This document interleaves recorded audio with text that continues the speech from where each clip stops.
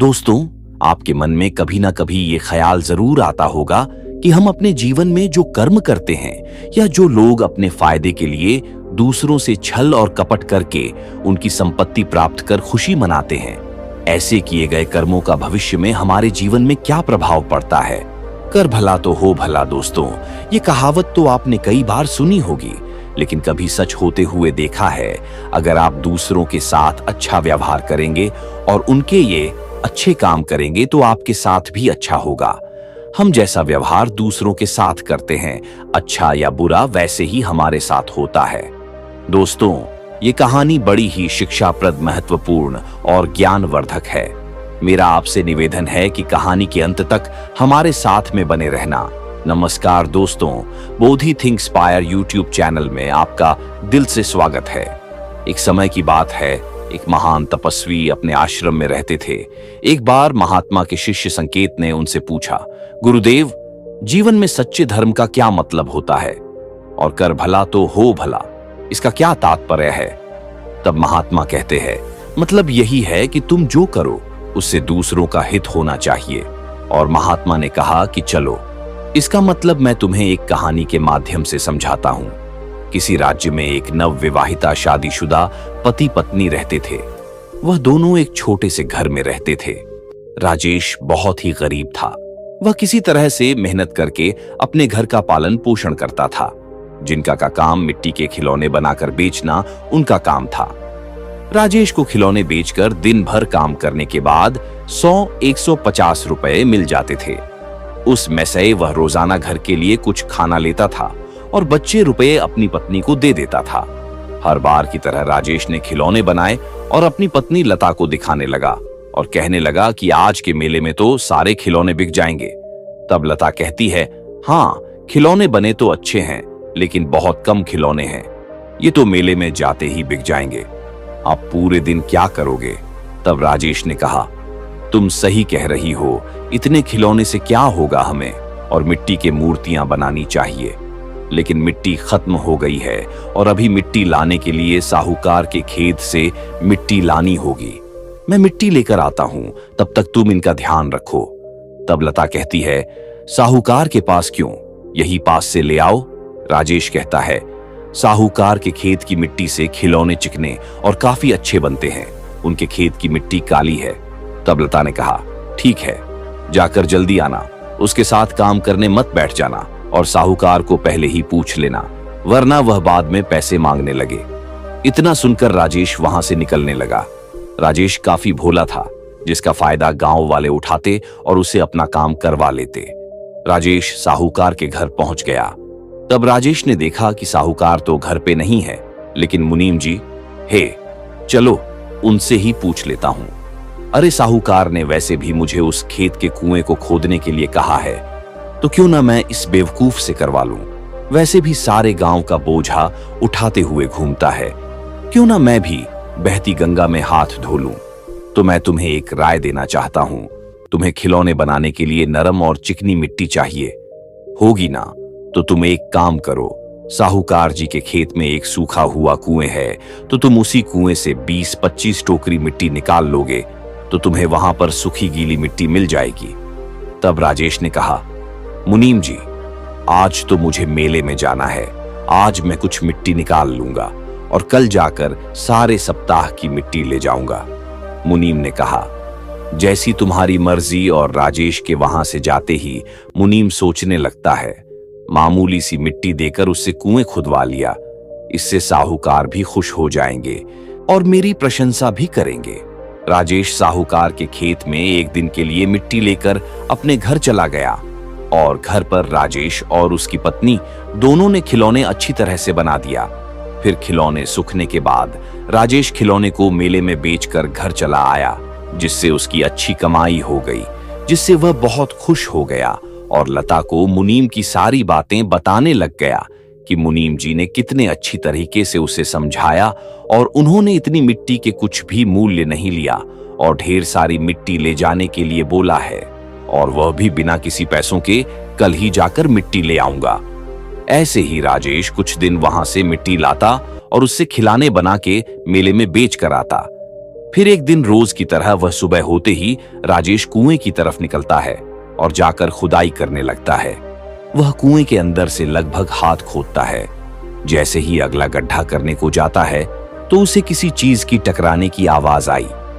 जब उसने अपने हाथों से मिट्टी हटाई तो उसे एक पुराना तांबे का घड़ा दिखाई दिया। राजेश ने उस धड़े को खोलकर देखा तो उसमें काफी पुरानी सोने की मुद्राएं और सिक्के थे। राजेश एकदम से कांपने लगा। उसे कुछ भी समझ में नहीं आ रहा था। फिर भी उसने सोचा, इसे घर लेकर जाता हूं, बाद में सोचूंगा। राजेश पहले ही इतने सोने की सिक्के देखकर घबरा गया था, लेकिन वह जैसे तैसे उस घड़े को लेकर अपने घर आ जाता है। तब उसकी पत्नी उससे पूछती है। तब राजेश ने उसे धीरे बोलने को कहा और घर के अंदर गया और सोने की मुद्राएं दिखाई। तब लता ने उसे पूछा, क्या आपने कुछ गलत काम तो नहीं किया ना?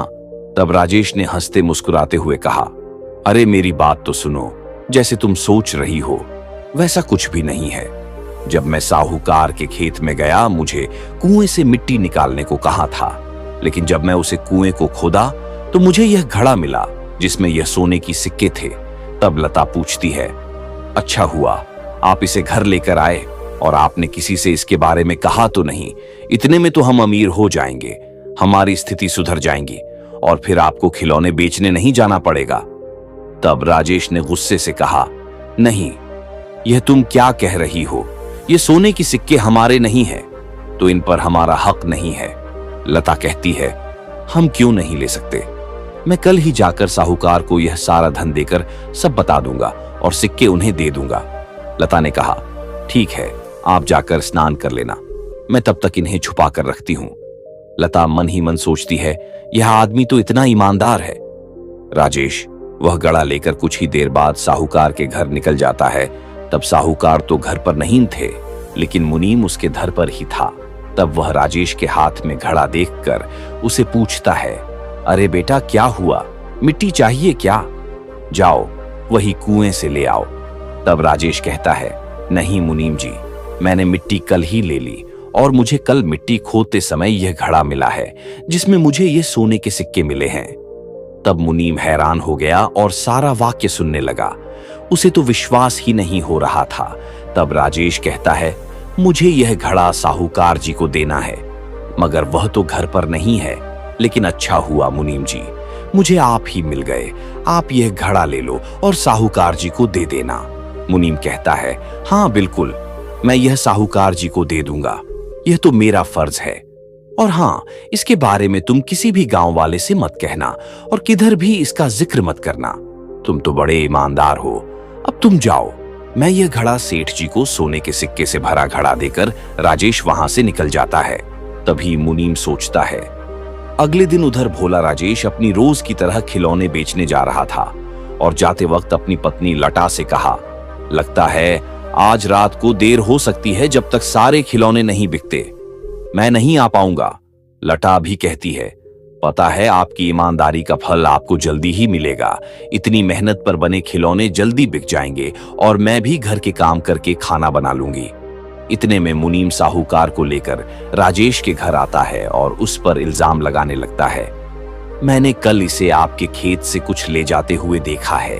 जब मैं इसके पीछे आया तो मुझे इसके आंगन में से एक सोने की मुद्रा मिली सी। इसका साफ साफ मतलब है कि इसे जरूर हमारे खेत में से कुछ मिला है और मैंने इन दोनों को कल बात करते हुए सुना था।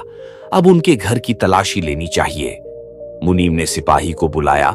तब लता डरने लगी और तलाशी से मना कर रही थी। तब राजेश ने सारी घटना साहूकार जी को सुनाई और कहा, जब मैं आपके खेत के कुएं में खुदाई कर रहा था तब मुझे सोने के सिक्के मिले तो थे और मैंने वह सिक्के मुनीम जी को लाकर दिए थे। साहूकार को मुनीम पर भरोसा था, इसलिए उसने मुनीम की बात को ही सच माना था और राजेश से कहा कि मैं तुम्हारे घर की तलाशी लेना चाहता हूं। राजेश कहता है, क्यों नहीं, आप जरूर मेरे घर की तलाशी ले सकते हैं, क्योंकि मुझे जो मिला था मैंने वह मुनीम जी को लाकर दिया था और आपको देने के लिए भी कहा था। मुझे किसी बात का डर नहीं है, आप बेझिझक मेरे घर की तलाशी ले सकते हैं। लता के मना करने पर मुनीम कहता है, जरूर, सोने के मोहरों के साथ साथ इन्हें और कुछ भी मिला होगा, इसलिए तो यह हमें रोक रही है। फिर उन्होंने तलाशी ली तलाशी के बाद जब सोने की कुछ मोहर मिलती है तब राजेश को कुछ समझ नहीं आता है और सिपाही उनसे पूछते हैं, क्यों? तुमने तो सारे सिक्के मुनीम जी को दे दिए थे, अब यह कहां से आए? जबकि तुम दावा कर रहे हो कि सिक्के तुमने मुनीम को ही दिए हैं, अब यह कहां से आए हैं? जरा बता सकते हो? राजेश ने साहूकार जी से कहा, आप मेरे बातों का यकीन कीजिए, मैंने कल ही मुनीम जी को सारी मुद्राएं दे दी हैं। साहूकार भी राजेश से पूछने लगे, जब तुमने सब कुछ मुनीम को दे दिया था तो यह कहां से आया? सीधे सीधे बताओ, वरना सिपाही तुम्हें कारागार में जरूर डाल देंगे। डर के मारे राजेश रोने लगता है। तब उसकी पत्नी मान्यता कहती है, साहूकार जी, मेरे मन में लालच आया और मैंने कुछ सोने के सिक्के रख लिए ताकि हमारे घर की गरीब भी दूर हो सके। बस बाकी की सारी मुद्रा मेरे पति ने इस मुनीम को दे दिए थे और अब यह झूठ बोल रहा है। लेकिन साहूकार अभी भी शांत ही थे। कुछ दिन होने के बाद वह एक दिन अचानक मुनीम के घर जाते हैं। तब साहूकार ने देखा कि तो सिक्के गिन रहा था। तब मुनीम साहूकार को देखकर हैरान हो गया। तब तक साहूकार जी को सब कुछ समझा गया। राज सच बोल रहा था और मुनीम से कहते हैं, मैंने तुम पर भरोसा करके गलती कर दी। तुम्हारी वजह से एक ईमानदार इंसान को सजा हुई। कुछ देर बाद सिपाही भी वहां आ जाते हैं और साहूकार ने तुरंत सिपाहियों को बुलाया और मुनीम को राजेश की जगह जेल में भेज दिया। साहूकार ने राजेश को बुलाया और उसके ईमानदारी की तारीफ करी और कहा, सारा गांव तुम्हें बेवकूफ समझता है, लेकिन तुम तो काफी समझदार और ईमानदार हो। और कहा, ये सोने की मुद्राओं में से आधा हिस्सा राजेश तुम रख लो। जब राजेश ने मना किया तब साहूकार कहते हैं, अरे ये तो तुम्हारा इनाम है और ये तुम्हें तुम्हारी ईमानदारी के फलों से मिल गया। और इतना ही नहीं, साहूकार ने उसे अपना मुनीम भी बना लिया। इसीलिए कहते हैं, कर भला तो हो। भला महात्मा ने संकेत से प उस मुनीम की तरह। इस पर संकेत ने पूछा, लेकिन गुरुदेव, अगर दूसरों का भला हमारे लिए नुकसानदायक हो तो? तब महात्मा ने मुस्कुराते हुए कहा, संकेत, जो लोग हमारे लिए बुरा चाहते हैं उनके लिए हमें भी बुरा नहीं सोचना चाहिए, बल्कि हम में उन्हें समझने की कोशिश करनी चाहिए और उन्हें सहायता देनी चाहिए। तो दोस्तों, कैसी लगी आपको ये कहानी? आप हमें कमेंट सेक्शन में जरूर बताना और अच्छी लगी हो तो इस चैनल को सब्सक्राइब जरूर कर लेना। तो चलिए मिलते हैं ऐसी ही एक और नई कहानी। माए तब तक ख्याल रखे। धन्यवाद और नमोह बुद्धाई।